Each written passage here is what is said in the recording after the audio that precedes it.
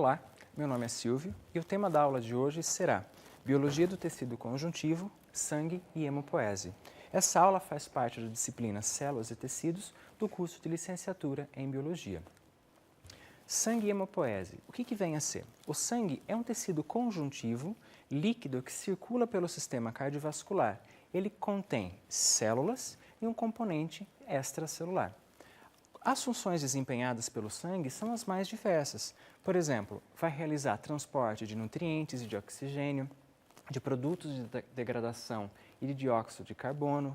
Além disso, é responsável por carregar hormônios a todas as células do nosso corpo, levar substâncias reguladoras e fazer manutenção de homeostase, por exemplo, tanto no controle de temperatura quanto no equilíbrio ácido-base. E, finalmente, também é capaz de levar agentes humorais, como os anticorpos, e células do sistema imune a todos os locais do nosso corpo. Se nós olharmos um tubo de ensaio no qual nós centrifugamos, nós observamos duas fases primariamente com sangue. A fase que corresponde aproximadamente a 55% desse volume corresponde ao plasma, que é o componente líquido. E a parte de baixo, aproximadamente 45% do volume, é um elemento figurado, ou seja, contém células presentes no sangue. Se nós deixarmos esse sangue coagular, nós vamos observar duas fases. A fase do soro é a fase líquida, só que esse líquido é diferente do plasma. Esse soro, na verdade, é o fluido sem os elementos que coagulam. Já a fase de baixo é o coágulo, que é formado pelas células e a trama de fibrina. Portanto, se vocês olharem, plasma é o elemento líquido que contém elementos que permitem a coagulação do sangue. Se nós olharmos para o corpo humano e olharmos em massa, por exemplo, 8% da massa corporal é constituída de sangue. Os outros 92% constituem fluidos e outros tecidos. Do conteúdo sanguíneo, nós podemos separar no conteúdo plasmático e no conteúdo de células, os elementos figurados. Quanto ao plasma, nós podemos encontrar o quê? Proteínas, água e outros solutos. Das proteínas, por exemplo, nós podemos listar as imunoglobulinas, a albumina. Quanto a outros solutos, nós podemos listar os eletrólitos, os nutrientes, os gases, por exemplo. Já dos elementos figurados, são vários. Por microlitro de sangue, nós podemos encontrar de 150 mil a 400 mil plaquetas.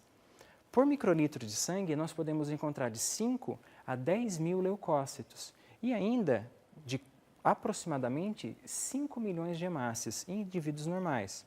Desses leucócitos, a grande maioria é formada por neutrófilos, seguida pela população de linfócitos, monócitos, eosinófilos e, finalmente, os basófilos. Então, os objetivos da aula de hoje são conhecer a formação do sangue, chamada de hemopoese, e compreendê-lo como um tecido de origem mesenquimal. Além disso, nós vamos reconhecer as células do sangue periférico e caracterizar suas funções. Pois bem, a hemopoese, essa formação do tecido sanguíneo, ela ocorre na medula óssea, que está localizada dentro de alguns ossos do nosso corpo. Dentro da medula óssea você tem células progenitoras, que elas são capazes de dar origem a células da linhagem mieloide, que nós podemos listar, por exemplo, os monócitos, a linhagem de célula vermelha, que vão dar origem às hemácias, os granulócitos, que correspondem ao eosinófilo, ao basófilo e ao neutrófilo, e, por fim, o megacariócito. A outra linhagem que também é formada na medula óssea é a linhagem linfóide, que vai dar origem a quem? Aos linfócitos e às células dendríticas. É importante que vocês compreendam esse fenômeno como um processo de diferenciação celular. O que acontece? Na medula óssea você tem intensas mitoses e maturação dessas células, e uma vez que elas estão prontas, elas ficam em reserva. E quando há necessidade de reposição das mesmas no sangue, elas migram para o sangue e, ora, elas podem estar marginadas para adentrar o tecido conjuntivo ou estar circulando. Uma vez que ela entra no tecido conjuntivo, ela migra, ela vai executar a função e, após a função executada, ela morre. Não é objetivo da aula de hoje classificar cada subtipo dentro de cada processo de formação dessas células sanguíneas, como a eritropoese ou a granulopoese. O que eu gostaria que vocês tenham em mente é que dentro da medula óssea vocês possuem nichos muito bem organizados que vão formar, por exemplo, células da linhagem vermelha, como aqui na eritropoese, ou aqui na granulopoese, que vão dar origem aos granulócitos. O que eu quero que vocês entendam desse processo, que ele vai envolver divisão celular, é que você tem células, por exemplo, com uma alta potencialidade. São células tronco, por exemplo. E essas células tronco, elas podem se dividir, só que elas possuem uma ampla potencialidade para dar origem a diversos outros tipos celulares. Enquanto que uma célula precursora ou uma célula madura, ela não apresenta mais essa mesma potencialidade.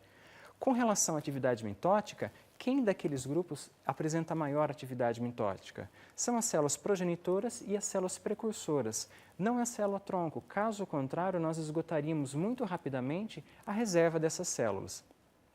Terceiro ponto são aquelas células que sofrem maior influência dos fatores de crescimento. São células progenitoras e as células precursoras.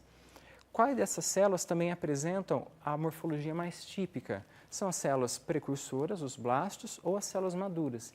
E aquelas que têm uma atividade funcional diferenciada, principalmente a célula madura. Então, eu quero que vocês entendam hemopoese nesse panorama.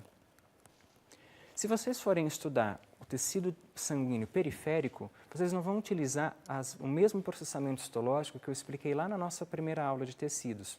Aqui você vai dispor uma gota de sangue na lâmina e vai promover um esfregaço. Existem corantes especiais e aí você tem áreas de análises, onde você tem uma área de análise preferencial para sangue, onde você não encontra hemácias agrupadas e nem leucócitos, por exemplo, amontoados. Então, sempre existe uma área ideal para você fazer a análise desse esfregaço sanguíneo. Nesse esfregaço sanguíneo, você é capaz de detectar os elementos figurados, que compõem a série vermelha, que são as hemácias, ou também conhecidos como eritrócitos, e a série branca, que são os leucócitos, tanto os granulócitos como os neutrófilos, os basófilos e os eosinófilos, ou os agranulócitos, como o monócito e os linfócitos, aqui representado. Então, nós vamos começar o estudo das hemácias, hemácias ou eritrócitos. Entendo que por diferenciação celular na medula óssea, a hemácia, ela faz o quê? Ela tem que ter uma grande quantidade de hemoglobina para cumprir sua função. Portanto, faz parte da diferenciação dela ter uma grande síntese de proteínas. Além disso, se vocês lembrarem das características de uma hemácia, ela é anucleada. Ela vai perdendo o núcleo ao longo dessa diferenciação. E uma vez que ela está pronta, ela sai do compartimento da medula óssea e passa para o compartimento do sangue circulante. Uma vez no sangue, vocês podem encontrá-las, por exemplo, dentro dos capilares, e aqui na microscopia eletrônica de varredura vocês têm um perfil da superfície dessas células. Observem o seu formato bicôncavo aqui e as dimensões características das hemácias. Outra micrografia eletrônica de varredura de hemácia. Então, nós observamos que ela é uma célula anucleada, não apresenta mais organelas, pois ela produziu toda a quantidade de proteínas necessárias para desenvolver sua função. Ela apresenta esse formato bicôncavo, que é assegurado pelo citoesqueleto ainda presente. Esse citoesqueleto mantém essas membranas nesse formato, mas, por outro lado, ela é muito flexível. A hemácia ela pode ser comprimida para passar em pequenos capilares, por exemplo. Ela tem uma vida média de aproximadamente 120 dias e, após esse momento, ela pode ser degradada no baço, por exemplo. O citoplasma dela é repleto de hemoglobina e a hemoglobina é uma proteína responsável por o quê? Fazer o transporte de gases.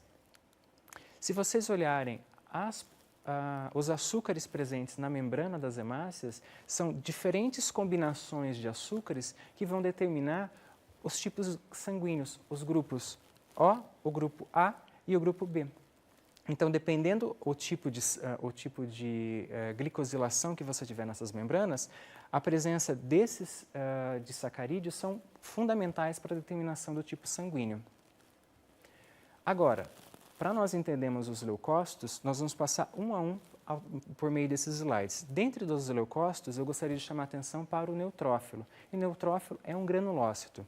Ele tem como características esses núcleos, o núcleo de uma lobulação de 3 a 4, 5 lóbulos, como nós podemos ver nesse esquema e nessa imagem aqui embaixo.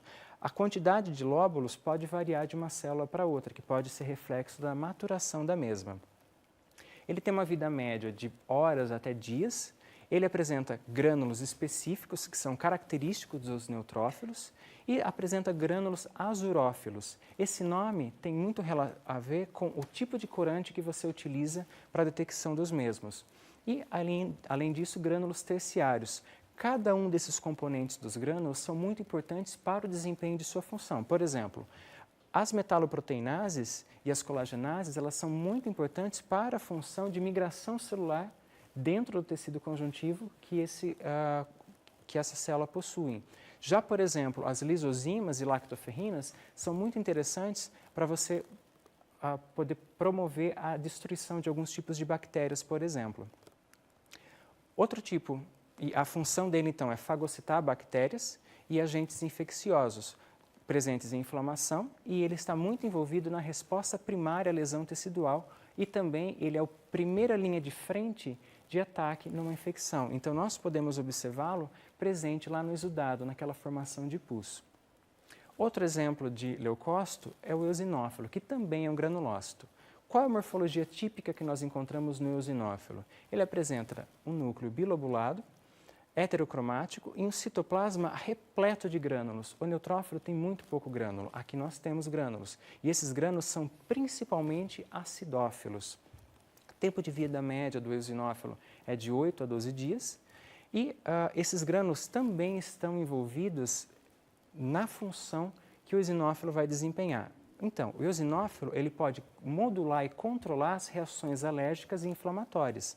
Ele faz a endocitose do complexo antígeno e anticorpo, ele pode inativar a histamina e mediadores químicos, ele faz principalmente ataque a parasitas extracelulares, como o tripanossoma, esquistosoma, só que é importante ressaltar que eosinófilo não fagocita a bactéria. Quem tem essa capacidade de fagocitose é o neutrófilo.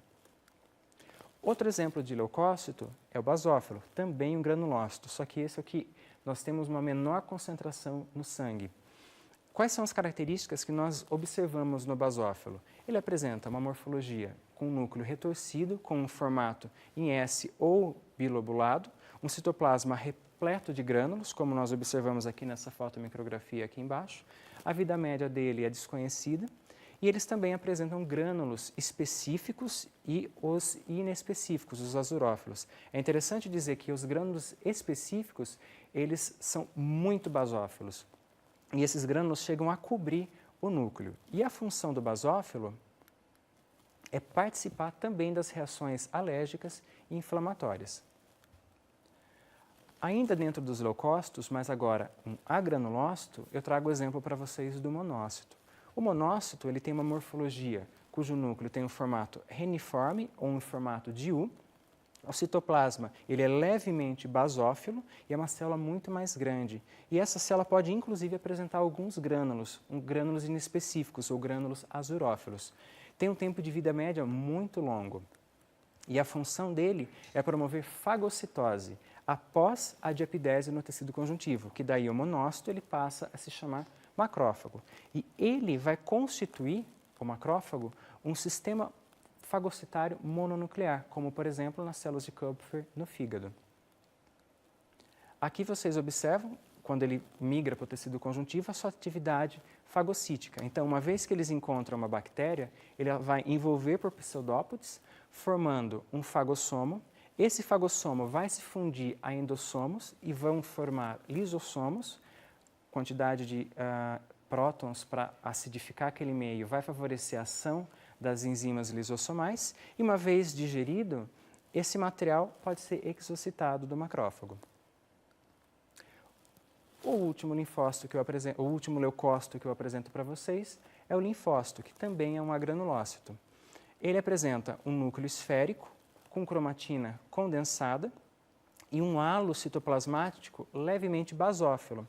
Ele também tem um tempo de vida médio é desconhecido. Só que é importante nós ressaltarmos que o linfócito ele tem uma ação tanto de base humoral, que são os linfócitos B, como uma ação de base celular, como os linfócitos T, como nós já começamos a analisar lá na aula de tecido conjuntivo propriamente dito, e vamos finalizar com a aula de tecido linfóide, a próxima. É importante ressaltar que essas células são as únicas células do organismo capazes de reconhecer especificamente diferentes antígenos. Mas agora uma pergunta para vocês. O que mantém o sangue fluido e circulando no interior de vasos sem extravasar em hemorragia, por exemplo? Ou, por que o sangue coagula? Essas respostas estão muito relacionadas com a presença e função das plaquetas. As plaquetas têm um tempo de vida de média por volta de 10 dias, são fragmentos de citoplasma, são esses exemplos que eu trago aqui para vocês. A plaqueta, ela possui regiões organizadas nesses fragmentos, chamadas hialurômero e granulômero. O hialurômero é mais periférico e contém grande quantidade de microtúbulos, e o granulômero contém os grânulos e glicogênio presente nesses fragmentos celulares. Desses grânulos também são derivadas as funções que estão presentes na plaqueta. São importantes para quê? Para você promover a coagulação sanguínea e a hemostasia. Aqui vocês observam um esquema de um corte transversal da plaqueta, com o hialurômero formado por microtúbulos e a presença de grânulos, e esse mesmo esquema na microscopia eletrônica de transmissão. Essas plaquetas elas são formadas lá pelo megacariócito, presente na medula óssea. Então, uma vez que essas células conseguem fragmentar seu citoplasma, elas liberam esses fragmentos para os vasos sanguíneos e aí você tem a produção das hemácias.